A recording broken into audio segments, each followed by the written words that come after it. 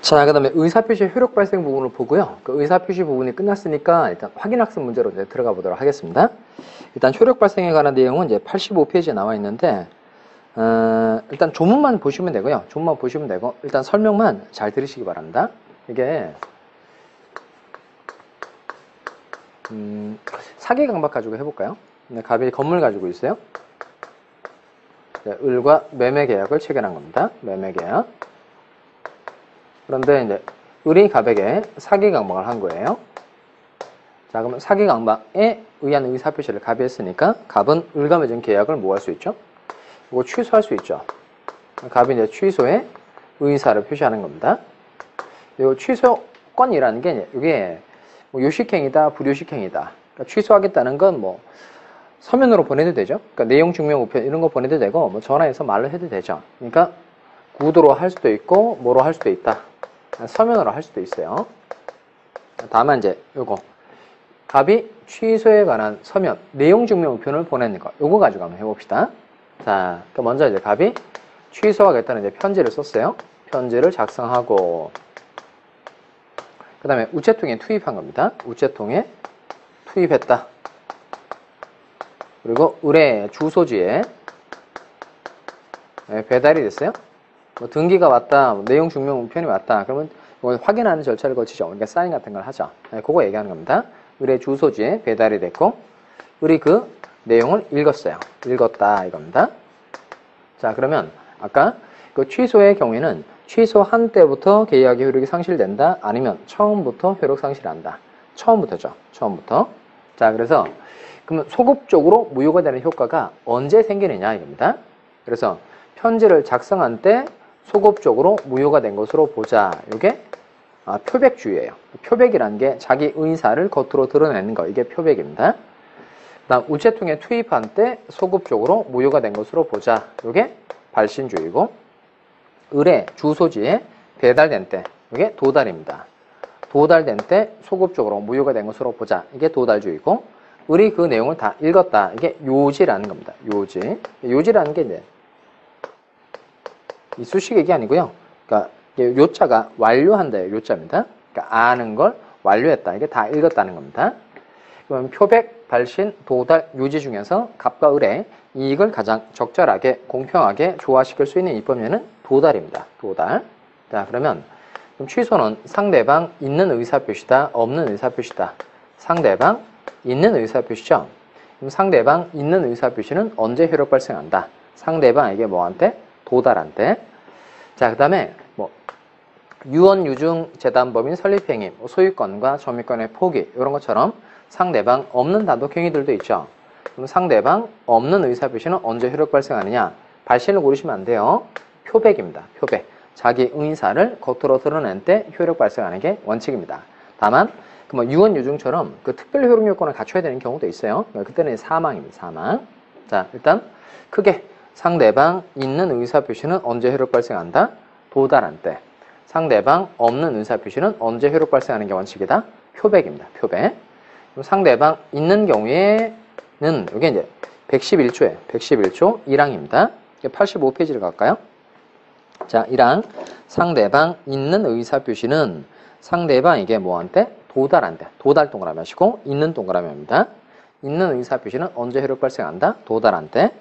그 다음 2항 중요합니다. 의사표시자가 그 통지를 발송한 후 사망하거나 제한 능력자가 됐어요. 그러니까 이 예를 보시면 됩니다. 자, 취소에 관한 편지를 우체통에 투입했어요. 발신하고 난 다음에 갑이 죽었어요. 갑이 죽었다. 사망했다. 그 다음에 제한 능력자가 되었다는 겁니다. 그럼 제한 능력자가 됐다는 건 어떤 사람이 됐다는 거예요? 이런 사람이 됐다는 거죠.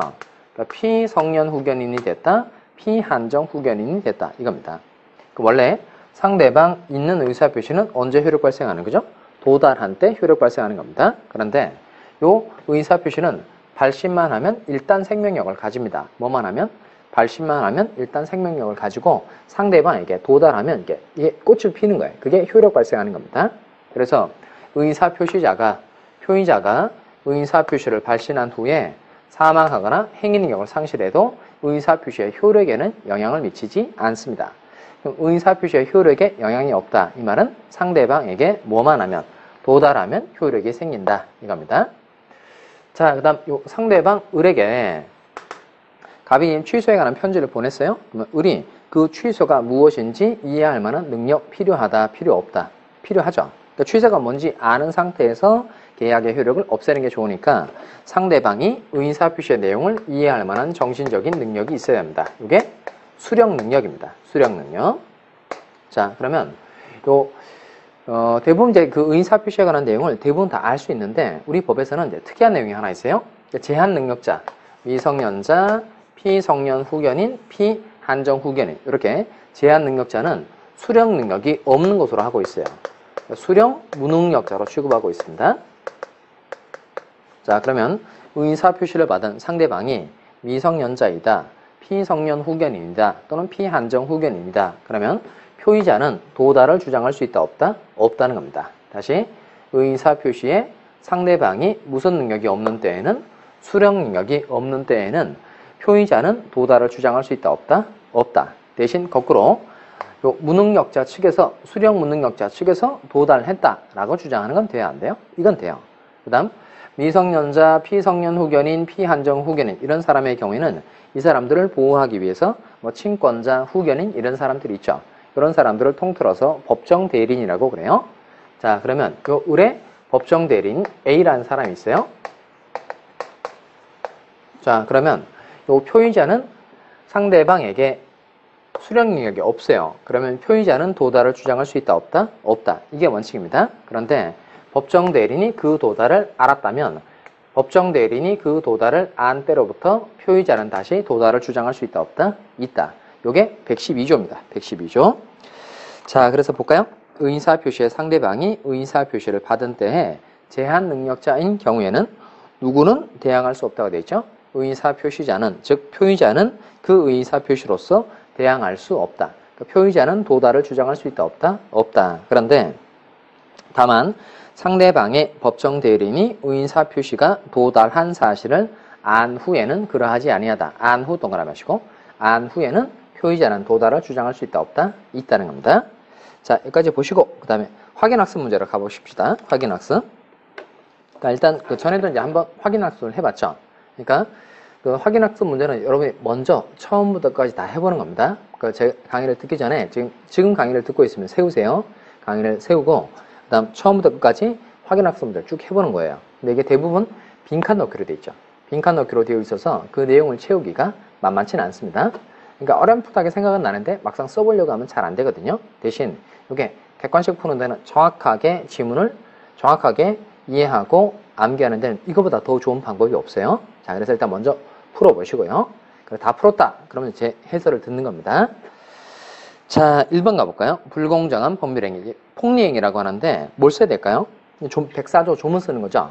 당사자에 뭘 써야 되죠?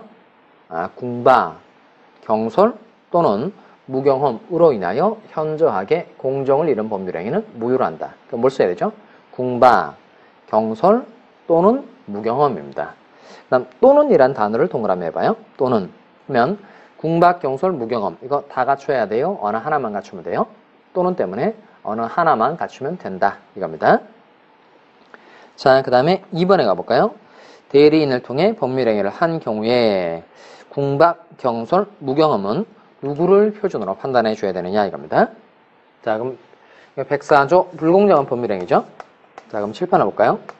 일단 확인학습 지문을 통해서 내용을 이제 거꾸로 좀 정리를 해보는 겁니다. 불공정한 법률행위로 배운 게 노인사례죠. 노인사례.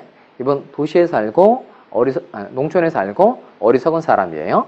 근데 을이란 사람이 갑노인이 농촌에 살고 어리석은 사람이다라는 걸 알고 이용해 먹을 의사로 매매 계약을 체결하죠. 일단 이 계약의 아주 특징적인 내용이 뭐였었죠? 을이 계약 체결한 바로 다음날 뭘 지급했다? 중도금을 지급한 거예요. 중도금을 지급했어요. 그러니까 중도금을 지급한 이유는 갑노인으로 하여금 무엇을 못하도록 하기 위해서이다. 이게 열자인데 뭐죠? 해약금에 의한 계약 해제 이렇게 돼 있어요. 열자예요. 해약금에 의한 계약 해제. 그러면 갑노인으로 하여금 해약금에 의한 계약 해제를 못하도록 하도록 맞는 거니까 이건 이용 의사가 있다 없다? 있다는 거죠. 그럼 다시 불공정한 법률행위가 되려면 세 가지 요건